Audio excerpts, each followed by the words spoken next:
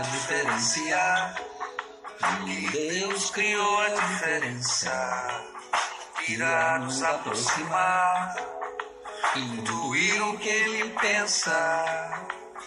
Se cada ser é só um, cada um com sua crença, tudo é raro, nada comum, diversidade é a sentença.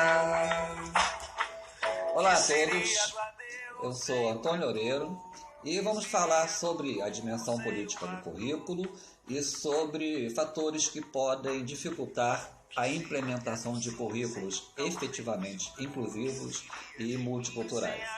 No final, vamos propor algumas ações para resolver ou ao menos atenuar esses problemas no contexto da atual cultura digital.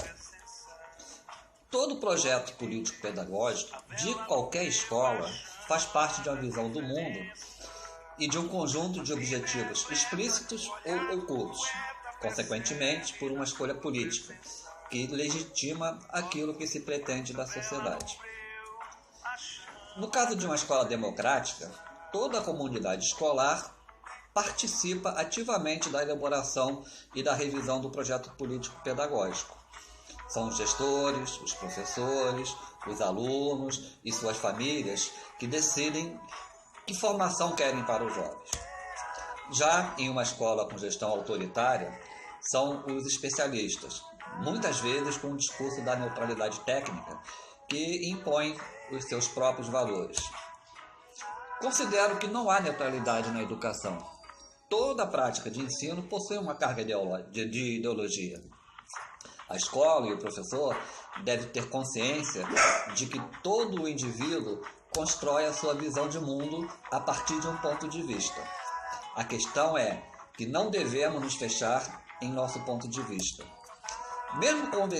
Mesmo convencidos do acerto do nosso ponto de vista, devemos ter em mente que certeza não é sinônimo de verdade e de que nossa certeza pode ser falsa e não garantia da verdade dos fatos. O potencial político do currículo converte-o no maior responsável pelos desafios rumo à nova escola que queremos. Somos a favor de uma educação que insira as pessoas na sociedade como sujeitos da história. Compreendendo o currículo enquanto construção social, percebemos ser impossível pensar a educação sem considerar seus diferentes aspectos culturais e, com eles, a produção de diferenças que estão cada vez mais compondo as escolas. As diversidades étnicas, sexuais, religiosas, sociais precisam ser consideradas nas discussões educacionais, pois juntos contribuem para um ordenamento político-social. Há que se considerar também a educação inclusiva, que traz uma proposta educacional que propõe o respeito, a consideração e a valorização das diferenças. Porém, o sistema educacional ele vem enfrentando dificuldades para atender essas exigências de mudanças de concepção e práticas de ensino. É importante ressaltar que antes de se praticar a inclusão, necessariamente se praticou a exclusão. Dessa forma, tão importante quanto praticarmos efetivamente a inclusão é deixarmos de praticar a exclusão. A escola tem a capacidade de formar uma nova geração que saiba conviver com as diferenças, de forma que no futuro não precisamos mais falar da inclusão. Por quê? Porque deixaremos de excluir. À primeira vista, o aumento do número de alunos com necessidades educacionais especiais inserido em classes regulares chama atenção para o seu aspecto positivo, mas um olhar mais aprofundado mostra que ainda não é hora de comemorar, porque a qualidade do acesso por trás desses números ainda está muito aquém do ideal. Apesar das políticas públicas promulgadas no Brasil afirmarem que as pessoas com deficiências têm os mesmos direitos humanos e liberdades fundamentais que as demais pessoas, a educação ainda não se estruturou na perspectiva da inclusão e do atendimento às necessidades educacionais especiais, limitando-se, em muitos casos, a garantir apenas o acesso e a permanência na escola, o que não significa necessariamente acesso à educação. Esse é um desafio que deve ser enfrentado através de um trabalho conjunto entre o aluno, a família do aluno, os professores, diretores e profissionais do ramo, como psicólogos, terapeutas ocupacionais, fonoaudiólogos, todos participando em conjunto para que se possa criar um plano de educação para aquela criança. A integração escolar estimula o desenvolvimento das crianças de forma geral, não só do portador de necessidades especiais, mas também para os demais que convivem com esse jovem, com essa criança. A inclusão vai além das necessidades especiais, ela diz respeito também ao multiculturalismo. O currículo escolar deve estar comprometido com a valorização da diversidade cultural. A educação multicultural valoriza as culturas e colabora com a superação das diferenças, quebrando preconceitos contra aqueles percebidos como diferentes. É interessante que a sociedade brasileira resulta de uma mistura de raças, costumes, valores e na adaptação dessas culturas umas às outras.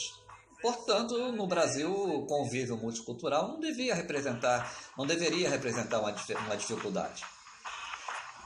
As tecnologias digitais podem contribuir para minimizar ou atenuar os problemas na implementação de currículos efetivamente inclusivos e multiculturais. As tecnologias digitais da informação e comunicação, que são todos aqueles recursos que possibilitam a conexão com a internet, como, por exemplo, o smartphone, os tablets, os notebooks, as smart TVs, que nos possibilitam a realização de inúmeras atividades, como o acesso a redes sociais, o acesso a vídeos, filmes e músicas online, jogos, e-mail, pesquisa, enfim. Vivemos na sociedade da informação. O acesso à informação hoje é muito rápido e imediato. A informação está a apenas um clique de distância. Basta acessarmos o Google, digitar uma palavra ou uma frase, que instantaneamente teremos acesso a inúmeras informações sobre o que pesquisamos. Junto com o termo sociedade da informação, nós temos o conceito de sociedade do conhecimento. Será que mesmo com todo esse acesso à informação, podemos dizer, de fato, que vivemos em uma sociedade do conhecimento? Não, penso que não. Ainda não podemos afirmar que vivemos em uma sociedade do conhecimento, pois ainda temos muita dificuldade em transformar toda essa informação em conhecimento. Isso só será possível por meio da educação. Precisamos capacitar os nossos professores e os nossos estudantes para saber como lidar com toda essa informação, para que de fato isso se transforme em um conhecimento, em uma aprendizagem significativa. Em todo esse contexto de informação, de muita conexão com a internet, nós precisamos refletir se nós utilizamos a tecnologia digital de modo intencional em nossas práticas pedagógicas. Será que conhecemos todos os recursos disponíveis? Será que utilizo o melhor recurso com o meu aluno? Não podemos ignorar todo o avanço tecnológico recente. Não é mais aceitável pensar a educação sem a utilização desses recursos. Nós precisamos inovar, mas sempre considerando o contexto do nosso aluno, as suas dificuldades e suas necessidades. A partir daí, oferecer um ensino que atenda a todas essas necessidades educacionais. A tecnologia é muito mais do que um recurso pedagógico. Ela também pode ser um recurso de acessibilidade. Os recursos tecnológicos eles permitem que estudantes da educação especial, aqueles com deficiência auditiva, com deficiência visual, deficiência física, enfim, eles podem acessar o conteúdo curricular de um modo muito mais facilitado pelo uso das tecnologias digitais.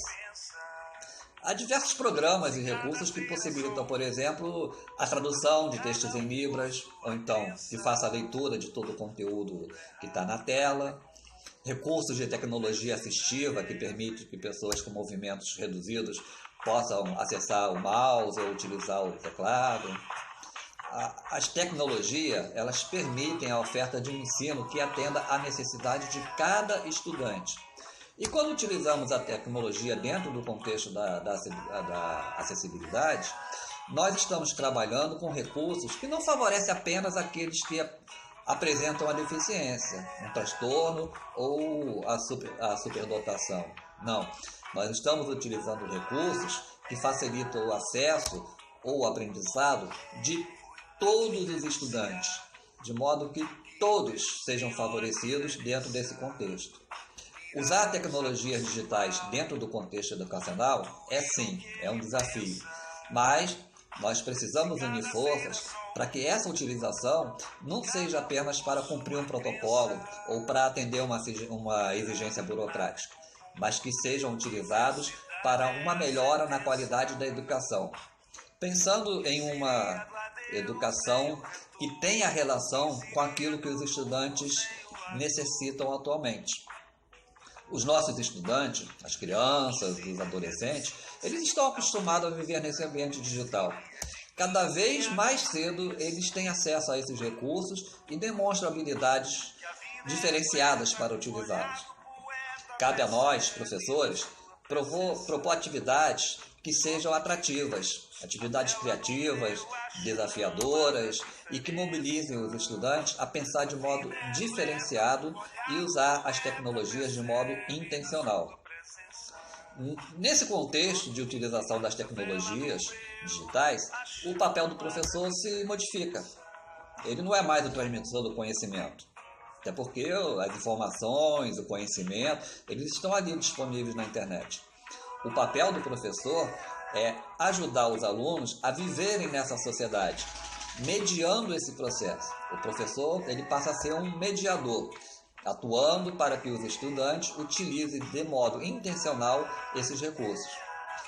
É importante também termos consciência de que esses recursos eles possibilitam a personalização do ensino.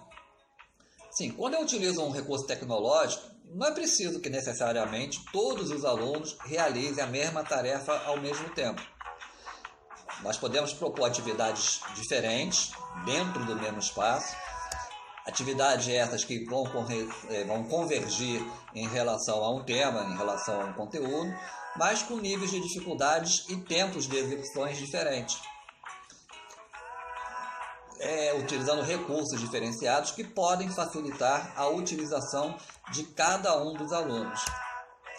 Nós temos que propor a utilização das tecnologias de modo que todos os alunos tenham a possibilidade de aprender. As tecnologias, elas podem servir de recurso de acessibilidade para aqueles que têm alguma deficiência ou algum transtorno, mas podem servir também como uma ferramenta de enriquecimento intelectual para aqueles que se desenvolvem normalmente, ou para aqueles que apresentam habilidades acima da média, como é o caso dos estudantes superdotados. Atualmente, a tecnologia é um recurso imprescindível e precisamos nos capacitar para que possamos utilizá-las de modo adequado. Não utilizar apenas enquanto um entretenimento, um passatempo, um momento de atividade livre. Não, ela tem que ser utilizada de modo intencional, priorizando sempre os objetivos e os conteúdos acadêmicos. Bom, era isso. Espero que vocês tenham gostado e que eu tenha contribuído nesse momento de reflexão. Até breve.